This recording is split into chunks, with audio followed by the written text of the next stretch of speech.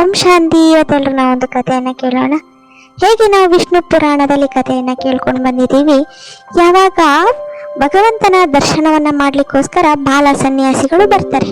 ಆಗ ದ್ವಾರಪಾಲರು ಏನು ಮಾಡ್ತಾರೆ, ವಿಜಯ ಮತ್ತು ಜಯ ಇಬ್ಬರೂ ಸಹ ಏನು ಮಾಡ್ತಾರೆ, ಭಗವಂತನನ್ನು ಮಿಲನ ಮಾಡಲಿಕ್ಕೆ ಅವರನ್ನು ತಡೆ ಮಾಡ್ತಾರೆ. ಅಂದರೆ ಈಗ ಭಗವಂತ ವಿಶ್ರಾಮದಲ್ಲಿ ಇದ್ದಾರೆ, ಆಗ ಅವ್ರನ್ನ ನೀನು ಮೀಟ್ ಮಾಡೋಕ್ಕಾಗಲ್ಲ ಅಂತ. ಆಗ ಅವನಂತಾನೆ, ಅಲ್ಲ ಭಗವಂತ ವಿಶ್ರಾಮ ಮಾಡಿಬಿಟ್ರೆ ಜಗತ್ತು ಏನಾಗ್ಬೋದು ಅಂತ ಅಂದಾಗ, ಭಕ್ತ ಮತ್ತು ಭಗವಂತನ ಮಧ್ಯದಲ್ಲಿ ನೀನು ಬರ್ತೀಯ ಅಂದಾಗ ಇದ್ರ ಪರಿಣಾಮ ಏನಾಗುತ್ತೆ ಗೊತ್ತಾ ಅಂತ ಹೇಳ್ತಾನೆ.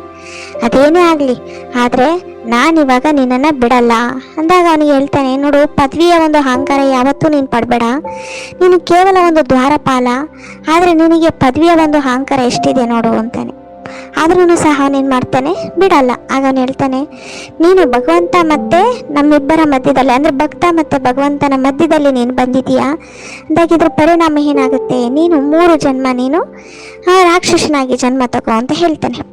ಆಗ ಅವನಿಗೆ ಸ್ವಲ್ಪ ಭಯ ಆಗುತ್ತೆ. ಆಗ ಅಲ್ಲಿ ವಿಷ್ಣು ಬಂದು ಹೇಳ್ತಾನೆ, ನೋಡು ಪರಿಣಾಮ ಏನಾಗುತ್ತೆ ಅಂತ. ಆಮೇಲೆ ವಿಷ್ಣು ಹೇಳ್ತಾನೆ, ನೀವೆಂಥ ಕೆಲಸ ಮಾಡಿದ್ರಿ, ನಿಮಗೆ ಯಾರಿಗೂ ಸಹ ಇಂತಹ ಒಂದು ಧೈರ್ಯ ಇಲ್ಲ ಭಕ್ತ ಮತ್ತು ಭಗವಂತನ ಮಧ್ಯದಲ್ಲಿ ನೀವು ಬರಲಿಕ್ಕೆ ಅಂತ.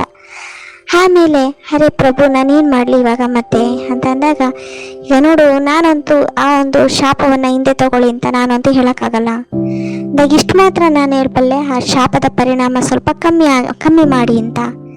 ಆಗ ಹೇಳ್ತಾನೆ, ನೋಡು 100 ಜನ್ಮ ನೀನು ಭಕ್ತನಾಗಿ ಆ ಒಂದು ಪರಮಾತ್ಮನ ನೆನಪಿನಲ್ಲೇ ಇರುವಂಥ 100 ಜನ್ಮ ನೀನು ಭಗವಂತನನ್ನು ಪಡ್ಕೊಳ್ಳಿಕ್ಕೆ ದೂರ ಆಗ್ತೀಯೋ ಅಥವಾ ಅಸುರನಾಗಿ 3 ಜನ್ಮ ತಗೋತೀಯ ಅಂತ. ಆಗ ಅವನೇನು ಮಾಡ್ತಾನೆ, ನನಗೆ ಭಗವಂತನಿಂದ ಅಷ್ಟು ದೂರ ಇರ್ಲಿಕ್ಕಾಗಲ್ಲ, ಅದಕ್ಕೋಸ್ಕರ ನೀನು 3 ಜನ್ಮಗಳಲ್ಲಿ ನನಗೆ ಆ ಒಂದು ಶಾಪ ಮುಕ್ತನನ್ನಾಗಿ ಮಾಡು ಅಂತ. ಆಮೇಲೆ ಸರಿ ಅಂತ ಹೇಳಿ ಅವನಿಗೆ ಆ ಒಂದು ವರವನ್ನು ಕೊಡ್ತಾನೆ. ಹಾಗೆ ಇಲ್ಲೂ ಸಹ ನೋಡಿ, ಕೆಲವು ಬಾರಿ ಏನು ಮಾಡ್ತೀವಿ ಅಂದರೆ, ಮಾಯೆ ಅನ್ನೋದು ಬಹಳ ರೂಪವನ್ನು ಧಾರಣೆ ಮಾಡ್ಕೊಂಡು ಬರುತ್ತೆ. ಒಂದು ಅಹಂಕಾರ ರೂಪದಲ್ಲಿ, ಒಂದು ಅಭಿಮಾನದ ರೂಪದಲ್ಲಿ, ಒಂದು ಸಂಸ್ಕಾರದ ರೂಪದಲ್ಲಿ, ಅಥವಾ ಸ್ವಭಾವ ರೂಪದಲ್ಲಿ, ಸಂಬಂಧದ ರೂಪದಲ್ಲಿ, ಯಾವ ರೂಪದಲ್ಲಿ ಬರುತ್ತೋ ನಮಗೆ ಗೊತ್ತೇ ಆಗಲ್ಲ. ಹಾಗೆ ಬಾಬರವರು ನಮ್ಮ ಮಕ್ಕಳಿಗೆ ಹೇಳ್ತಾರೆ. ಆದರೆ ನಾವೇನು ಮಾಡ್ತೀವಿ, ಆ ಸೂಕ್ಷ್ಮ ಬುದ್ಧಿಯನ್ನು ಅರ್ಥ ಮಾಡ್ಕೊಳ್ಳೋದಲ್ಲೇ ಬಹಳ ಒಂದು ಅಹಂಕಾರದಲ್ಲಿ ಬಂದ್ಬಿಡ್ತೀವಿ. ಅದಕ್ಕೋಸ್ಕರ ಬಾಬಾ ಹೇಳ್ತಾರೆ, ಮಕ್ಕಳೇ ನೀವು ಆತ್ಮಾಭಿಮಾನಿಗಳಾಗಿ ದೇಹಪಾನವನ್ನು, ದೇಹ ಅಹಂಕಾರವನ್ನು ಬಿಟ್ಬಿಡಿ ಅಂತಾರೆ. ಯಾಕೆಂದರೆ ಅದು ಬಂದಾಗ ಏನಾಗುತ್ತೆ ಅಂದರೆ, ಬಾಬನಿಂದ ನಮ್ಮನ್ನು ದೂರ ಮಾಡಿಬಿಡತ್ತೆ.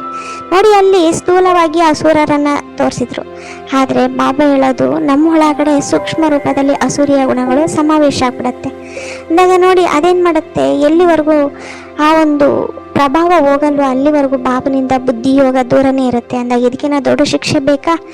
ಅದಕ್ಕೋಸ್ಕರ ನಾವು ಸೂಕ್ಷ್ಮವಾಗಿ ನಾವು ಯೋಚನೆ ಮಾಡಬೇಕು. ಯಾವುದೇ ಕಾರಣಕ್ಕೂ ನಮ್ಮ ಬುದ್ಧಿ ಆ ಥರ ಆಗಬಾರ್ದು, ಅಂದರೆ ಅಸೂರ್ಯ ಗುಣ ಸಮಾವೇಶ ಆಗುವಂತಹ ಬುದ್ಧಿ ನಮ್ಮಲ್ಲಿ ಬರಬಾರ್ದು ಅಂತ ನಾವು ಸದೈವ ಗಮನವನ್ನು ಇಟ್ಕೋಬೇಕು. ಇವತ್ತಿನ ಕಥೆ ಇಷ್ಟ ಆದಲ್ಲಿ ಲೈಕ್ ಮಾಡಿ ಮತ್ತು ಶೇರ್ ಮಾಡೋದನ್ನು ಮರಿಬೇಡಿ. ಓಂ ಶಾಂತಿ.